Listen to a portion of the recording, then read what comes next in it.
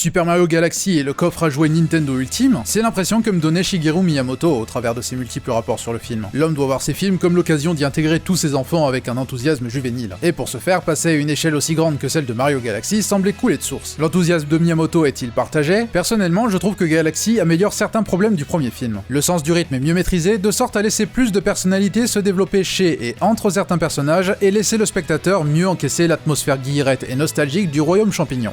Au début. Plus ça avance et plus le film accuse son ambition si démesurée qu'il ne peut résister au too much. J'apprécie le côté droit au but du premier film, qui laisse sa place au côté résolument grand spectacle au prix de laisser son casting respirer. Certains personnages gardant une utilité variable. Leur personnalité se trace désormais dans les scènes d'action intenses, parfois réellement excitantes, mais d'autres sont trop anecdotiques pour trouver naturellement leur place. Le film aurait bénéficié de plus de moments contemplatifs, c'est bien l'une des forces du jeu Galaxy après tout. Et quand il s'arrête enfin pour étendre ses thématiques sur la famille dans un environnement plus sobre, c'est quand il m'a touché le plus. Je suis satisfait en me disant qu'on aurait pu en avoir plus, et pas nécessairement là où le film le penserait. Le plus gros regret, et c'est externe au film lui-même, c'est les avis tournant à la guerre de sentiments de supériorité, et pas uniquement venant des détracteurs. Les fans qui défendent bec et ongle absolument tout à propos de ces films me donnent autant mal à la tête que ceux qui se délectent de le voir échouer et d'affirmer que eux, ils regardent du cinéma d'adulte. Tout ça autour de ce qui est une aventure familiale avant tout, pas la plus stimulante pour intelligence, mais pas la plus honteuse non plus. Personnellement, j'ai passé un bon moment, tout bien considéré.